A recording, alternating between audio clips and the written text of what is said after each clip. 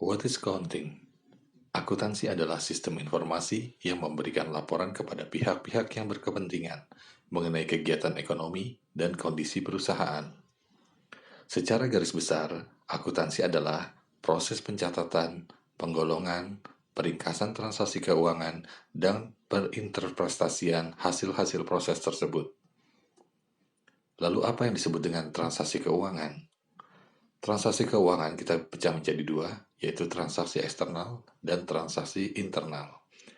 Transaksi eksternal adalah transaksi yang terjadi antara perusahaan dengan pihak luar. Contohnya adalah pelunasan piutang, pelunasan hutang, pembayaran beban iklan. Lalu, transaksi internal adalah transaksi yang terjadi dalam unit perusahaan.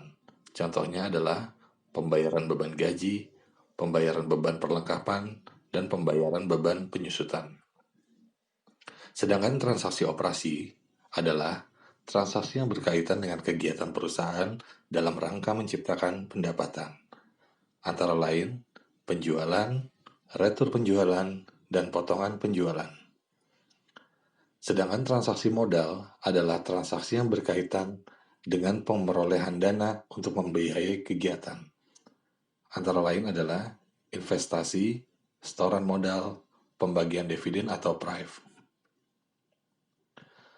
Lalu kita akan membahas mengenai User of Accounting Report. Pihak-pihak mana saja yang membutuhkan laporan akuntansi? Kita memiliki data, ada dua pihak yang menggunakan laporan akuntansi. Yang pertama adalah internal user dan external user. Kita akan bahas satu persatu. Internal user antara lain owners, manager, dan employee. Sedangkan di external user ada investor, lenders, supplier, customer, tax authorities, government, auditor, dan public. Mengapa mereka membutuhkan laporan akuntansi? Untuk pihak dari internal, membutuhkan laporan akuntansi untuk digunakan sebagai perencanaan, pengkoordinasian, pengarahan, evaluasi kinerja, dan pengendalian. Sedangkan bagi pihak eksternal, laporan keuangan digunakan untuk mengukur kinerja keuangan secara keseluruhan, likuiditas, solvensi, profitabilitas, dan pertanggungjawaban keuangan. Lalu apa arti penting tujuan pelaporan keuangan? Investor dan kreditor dianggap sebagai pihak yang dominan dan menjadi fokus yang dituju dalam laporan keuangan sebagai dasar keputusan investasi dan pemberian kredit. Tujuan laporan keuangan antara lain posisi keuangan perusahaan atau likuiditas dan solvensi. Yang kedua, kemampuan perusahaan menghasilkan laba atau earning power. Yang ketiga, kemampuan perusahaan mendatangkan aliran kas atau cash flow. Lalu yang keempat, prestasi manajemen dalam mengelola sumber ekonomi. Yang kelima, pertanggungjawaban manajemen sebagai interpretasi, penjelasan, dan rencana manajemen.